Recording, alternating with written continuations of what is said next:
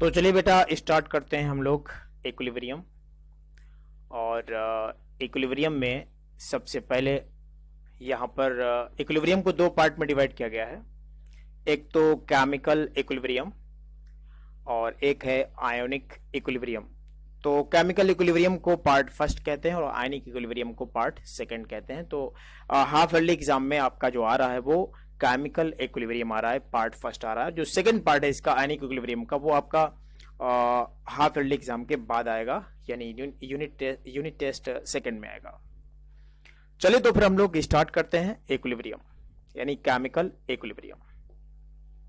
तो सबसे पहले हम लोग यहाँ पर बातें करेंगे कि रिएक्शन जो होती हैं दो टाइप की होती हैं। एक तो होती है यहाँ पर इरिवर्सिबल रिएक्शन और एक होती है रिवर्सिबल रिएक्शन। तो क्या होती हैं इरिवर्सिबल और क्या होती है रिवर्सिबल? देखिएगा बेटा, जैसे अगर हम किसी पॉट के अंदर यानी किसी वेजल में पोटेशियम क्लोरेट को इस तरह से हीट करें तो हमारा जो पोटेशियम क्लोरेट है इस तरह से 2KCl + 3O2 में इस तरह से टूट जाता है। तो यहाँ पर जो ऑक्सीजन है वो इस तरह से एस्केप आउट हो जाती है। तो जब ऑक्सीजन इस KCl से रिएक्ट नहीं करेगी तो रिएक्शन आपकी पीछे नहीं आएगी। लेकिन तो इस टाइप के रिएक्शन को कहते हैं इरिवर्सिबल। ऐसी रिएक्शन जो केवल एक ही डायरेक्शन में चले यानी पीछे की तरफ ना आए तो ऐसी रिएक्शन को कहते हैं इरिवर्सिबल। और ऐसी रिएक्शन जो दोनों ही डायरेक्शन में चलती हैं तो ऐसी रिएक्शन को कहते हैं रिवर्सिबल रिएक्शन। अगर यही रिएक्शन अगर क्लोज्ड वेजल में होती तो फिर क्या होता, ये हमारी जो ऑक्सीजन है वो एस्केप आउट नहीं हो पाती और इस तरह से ये ऑक्सीजन फिर से KCl से रिएक्ट करके और इस तरह से बना देती है KClO3। तो इस टाइप के रिएक्शन को कहते हैं रिवर्सिबल रिएक्शन। तो अब हमारे बात समझ में आ रही है कि इरिवर्सिबल रिएक्शन क्या होती है, जो एक ही डायरेक्शन में चलती है, और जो रिवर्सिबल रिएक्शन क्या होती है, जो दोनों ही डायरेक्शन में चलती है। यानी अगर आगे की तरफ जाएगी तो फॉरवर्ड रिएक्शन, अगर पीछे की तरफ आएगी तो बैकवर्ड रिएक्शन होती है। तो देखिए इक्विलिब्रियम स्टेट क्या होती है, यानी ऐसी स्टेट जिस पर रेट ऑफ फॉरवर्ड रिएक्शन और rate of backward reaction equal हो जाते हैं, तो ऐसी स्टेट को कहते हैं इक्विलिब्रियम स्टेट। देखिएगा एक ग्राफ से समझते हैं। यहाँ पर देखिएगा तो यहाँ पर ये लिया हुआ है कंसंट्रेशन। तो यहाँ पर जो कंसंट्रेशन मैक्सिमम होगा रिएक्टेंट होगा, यहाँ पर क्या होगा प्रोडक्ट होगा। तो धीरे धीरे जो रिएक्टेंट है कम हो रहा होगा और इसी तरह से धीरे धीरे प्रोडक्ट हमारा बढ़ रहा होगा, यानी प्रोडक्ट की कंसंट्रेशन बढ़ रही होगी। एक एग्जांपल लेते हैं तो ये रेट ऑफ फॉरवर्ड रिएक्शन है और ये रेट ऑफ बैकवर्ड रिएक्शन है। तो एक रिएक्शन यहाँ पर ले सकते हैं जैसे H2 + I2, H2 + I2 gives 2HI। और यहाँ पर क्या होता है कि जो HI जो होता है वो आपका ब्रेक होता है किसमें, H2 + I2 में।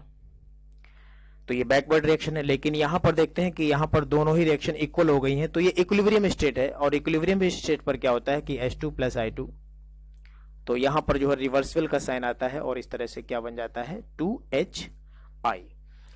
तो दैट स्टेट यानी ऐसी स्टेट जिस पर rate of forward reaction is equal to the rate of backward reaction is called, that state is called equilibrium state. Clear? Okay.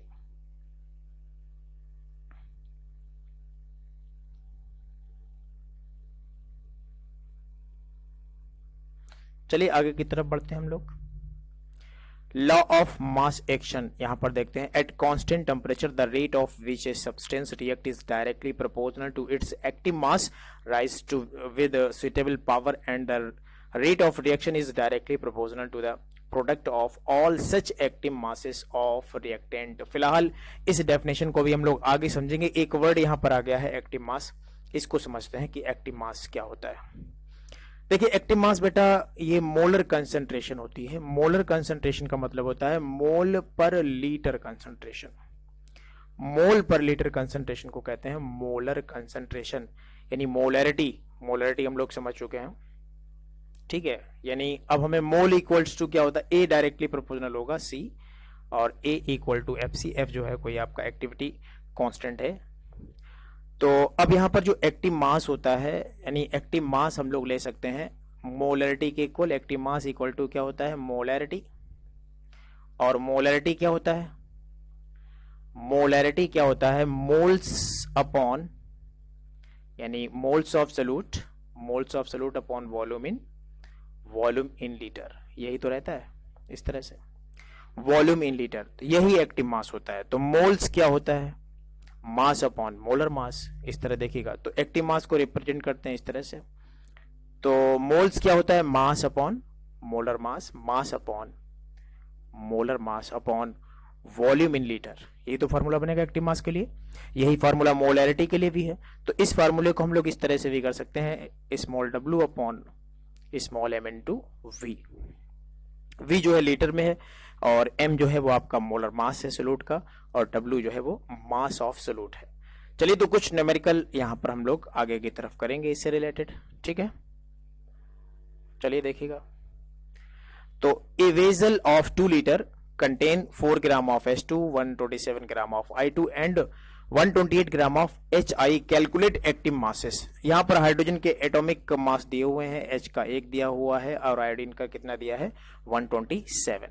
तो एक्टिव मास ऑफ हाइड्रोजन निकालते हैं यहाँ पर। तो एक्टिव मास ऑफ हाइड्रोजन निकालेंगे, वही है मोल पर लीटर कंसंट्रेशन। तो मोल को कैसे लिखते हैं, मास अपॉन मोलर मास, और वॉल्यूम से यहाँ पर मल्टीप्लाई कर दिया। चलिए वैल्यूज रख दीजिएगा। तो यहाँ पर जो मास हाइड्रोजन का देखिए कितना दिया हुआ है 4 ग्राम, तो 4 ऊपर की तरफ रखा, और अपॉन मोलर मास कितना होगा, H2 का मोलर मास जो होता है बेटा 2 होता है। तो यहाँ पर इस तरह से नीचे की तरफ देखिए 2 लिख दिया गया, और मल्टीप्लाई करेंगे, जो यहाँ पर वॉल्यूम है वो कितना है 2 लीटर, तो 2 लीटर से इस तरह से यहाँ पर मल्टीप्लाई किया, तो 4 ये कैंसिल आउट हो गया, और इस तरह से कितना आंसर आया 1 मोलर। इसी तरह से एक्टिव मास हम लोग निकाल सकते हैं आयोडीन के लिए भी। तो आयोडीन का पहले मास अपॉन मोलर मास और फिर वॉल्यूम। तो मास कितना दिया है आयोडीन का, तो मास ऑफ आयोडीन जो है वो दिया हुआ है 127 दिया हुआ है। तो 127 अपॉन मोलर मास कितना होता है 127, यानी 127 इनटू वॉल्यूम से इस तरह से मल्टीप्लाई किया है। तो ये 127 कैंसिल आउट, तो 1/2 यानी आंसर आ जाएगा 0.5 मोलर। ओके, अब एक्टिव मास ऑफ HI निकालते हैं। तो एक्टिव मास ऑफ HI का weight upon molar mass into volume. तो वेट कितना दिया है 128 दिया हुआ है, और मोलर मास कितना हो जाएगा, HI का 1 है, HI का 1 है, सॉरी I का 127 है, और H का कितना होता है 1, यानी टोटल कितना आ जाएगा 128 आ जाएगा।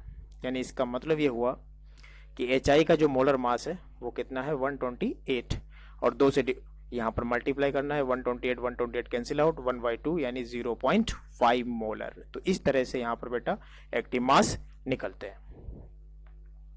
इसके बाद हम लोग देखते हैं यहाँ पर application of law of mass action. बस यही इंपॉर्टेंट है कि किस तरह से यहाँ पर एप्लीकेशन यूज करते हैं। तो एक रिएक्शन है ए स्मॉल ए कैपिटल ए, यानी कैपिटल ए के, याद रखिएगा आगे ये कोफिशिएंट है, यानी इसके मोल है, ए के ए मोल और बी के बी मोल, स्मॉल बी मोल, कैपिटल सी के सी मोल और कैपिटल डी के डी मोल, इस तरह से। तो ये मोल लिए गए हैं। तो इसी पर हमें लगाना है लॉ ऑफ मास एक्शन। तो पहले लिखना पड़ता है rate of forward reaction. Rate of forward reaction को RF से रिप्रेजेंट करते हैं, वो डायरेक्टली प्रोपोर्शनल होता है एक्टिव मास ऑफ ए, जो आगे कोफिशिएंट होगा वो कंसंट्रेशन की पावर में जाएगा, इस तरह से ये पावर में चला जाएगा, यानी एक्टिव मास ऑफ ए पे power A into active mass of B पे पावर बी। उसके बाद यहां पर देखते हैं जो डायरेक्टली का ये साइन हटाते हैं और KF लगाते हैं। तो यहां पर जो KF जो होता है वो होता है velocity constant for forward reaction. Forward reaction के लिए वेलोसिटी कांस्टेंट है। तो इतना हमने फॉरवर्ड रिएक्शन के लिए किया। अब इसके बाद बैकवर्ड रिएक्शन के लिए करते हैं रेट ऑफ बैकवर्ड रिएक्शन लिखते हैं। तो इसको रिप्रेजेंट करते हैं RV से, डायरेक्टली प्रोपोर्शनल होगा एक्टिव मास ऑफ C पे power C into active mass of D पे पावर